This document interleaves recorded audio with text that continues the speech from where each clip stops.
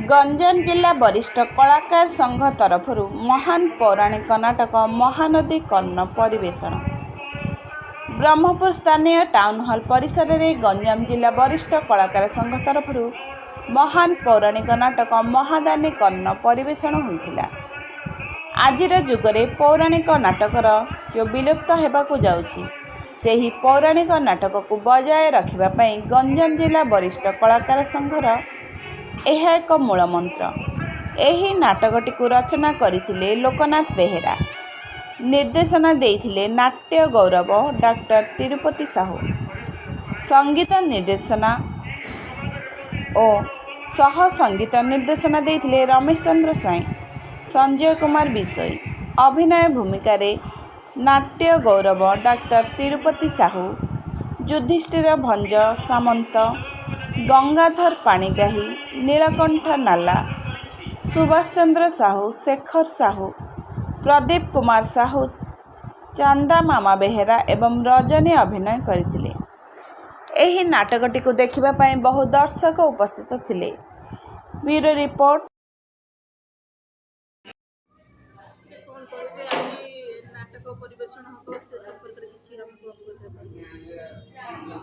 हाँ, आज नाटक महादानी कर्ण पौराणिक नाटक आज परिवेषण हम। मु डॉक्टर तिरुपति साहू सुरल ए नाटक को निर्देशना देइछि। ए नाटक रे मु कर्ण भूमिका भी अभिनय करुछि। आपणकर एटीवी माध्यम जे आपण माने समस्त आछंती आपण मानक नमस्कार। आउ समस्त ओडिशावासी नमस्कार। आ कौन कौन सर विषय वस्तु कौन रखिछि से नाटक? हाँ, ए आजिकाली तो आमर उड़ीसा सारा जोठार देखिले मध्य आपण सामाजिक नाटक माने परिवेषण होउछि। आज भुवनेश्वर, कटक, ब्रह्मपुर विभिन्न जगार पौराणिक नाटक दिन दिन लोप पाइबा गलानी। तेणु ये लोककला को बंचाइबा उद्देश्य आम पौराणिक नाटक मान प्रत्येक मासरे गोटे गोटे पौराणिक नाटक परिवेषण करने आम गोटे लक्ष्य रखीचु।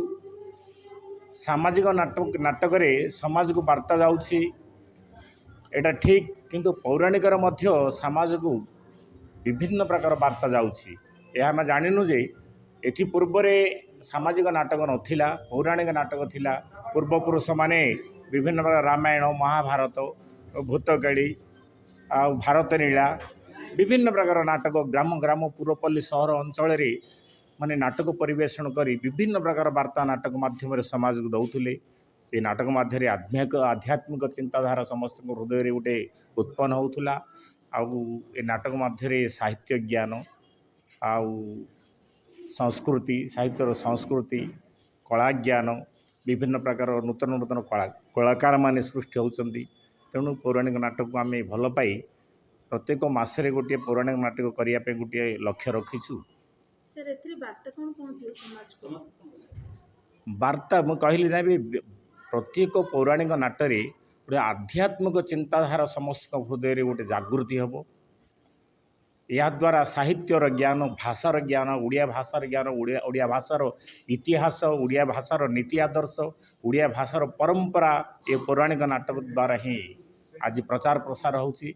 आउ समाज मध्य पौराणिक नाटक द्वारा परिवर्तन हो पारे। मु सुभाष चंद्र साहू रोशन, निखिल ओडिशा वरिष्ठ कलाकार महासंघर महासचिव। मु आज नाटक रे शकुनी भूमिका रे अभिनय करुचे। कौन बार्ता जीव समाज को कौन नियारे कौन रही पौराणिक नाटक तो आज पर्यटन बहुत किसी रही किंतु आपण कौन बार्ता देबे कौन पहुंचे पारे? विशेष भाव रे पौराणिक नाटक रे आध्यात्मिक चेतना समाज रे जागृति हेबार मुख्य लक्ष्य रही।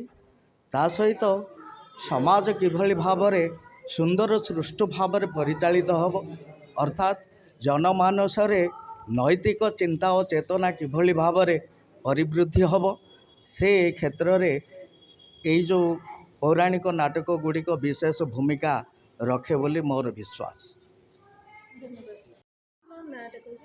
ନମସ୍କାର, ମୁଁ ହେଉଛି ରଜନୀ। ଆପଣ ଏଥିରେ କ'ଣ ଏଥିରେ ମୁଁ ପଦ୍ମାବତୀ ଅଭିନୟ କରୁଛି। କେମିତି ରୋଲ୍ କେମିତି ରହିଛି ମ୍ୟାମ୍? ଆପଣଙ୍କୁ କେମିତି ଲାଗିଲା? ପ୍ରଥମେ ସାର୍ ଆପଣ ରୋଲ୍ ଯେତେବେଳେ ଶୁଣେଇଲେ କେମିତି କ'ଣ ଫିଲ୍ ଆସିଲା, କ'ଣ କହିବେ, କେମିତି ରାଜି ହେଲେ ଆପଣ ରୋଲ୍ କରିବା ପାଇଁ? ହଁ, ଏଇଟା ଗୋଟେ ପୌରାଣିକ ନାଟକ, ଯାହା ମଧ୍ୟ ଟିକେ କଷ୍ଟ ହିଁ ହୁଏ, କିନ୍ତୁ ପୌରାଣିକ ନାଟକ କରିବା ପାଇଁ ମୋତେ ସେତିକି ଇଚ୍ଛୁକ ମଧ୍ୟ ଅଛି। ଆଉ ସେଇଥିପାଇଁ ବୋଲି କହିକିରି ଏଇଟାରେ ଅଭିନୟ କରିବାକୁ ପଡ଼ିଲା। ଆଚ୍ଛା, ବାର୍ତ୍ତା କ'ଣ ଯିବ ସମାଜକୁ? ଆପଣ କ'ଣ କହିବେ? କେମିତି ଆପଣ ନିଜ ଅଭିନୟ ମାଧ୍ୟମରେ କ'ଣ ଏନକରେଜ୍ କରିବେ? ଏଥିରେ ଅଭିନୟ କରିଛି ପଦ୍ମାବତୀରେ ଯେଉଁ ନିଜ ପୁତ୍ରକୁ କେମିତି ସିଏ ଦାନ କରୁଛନ୍ତି, ମହାଦାନୀଙ୍କର ସ୍ତ୍ରୀ ହେଇକିରି ସେ ଯେତିକି ସହ୍ୟ କରୁଛନ୍ତି, ସେଇଟା ବାର୍ତ୍ତା ଦେଉଛନ୍ତି ଯେ ଦାନ କରିବାଟା ମାନେ କେତିକି ଅଧିକ ଥାଏ କର୍ଣ୍ଣଙ୍କ ପାଖରେ, ସେଇଟା ଏଥିରେ ଦେଖେଇଛନ୍ତି। ବହୁତ ଖୁସି ଅଛି ସାର୍ଙ୍କ ପାଇଁ ବୋଲିକି ଆମେ ଯେଉଁ ଏତିକି ଅଭିନୟ କରିବାକୁ ସୁଯୋଗ ପାଉଛୁ, ସେଥିପାଇଁ ମୋତେ ଆମେ ବହୁତ ଅଧିକ ଖୁସି ଅଛି।